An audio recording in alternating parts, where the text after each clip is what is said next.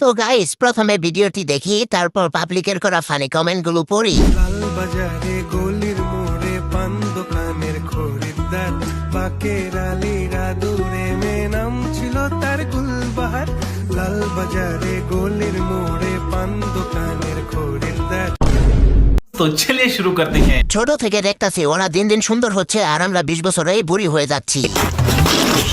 আমি তো 16 বছরে বুড়ি হয়ে গেলাম, আর নানি এখনো বুড়ি হইল না। দাদার ক্রাশ, নানার ক্রাশ, বাবার ক্রাশ, আমার ক্রাশ, 14 গোষ্ঠীর ক্রাশ।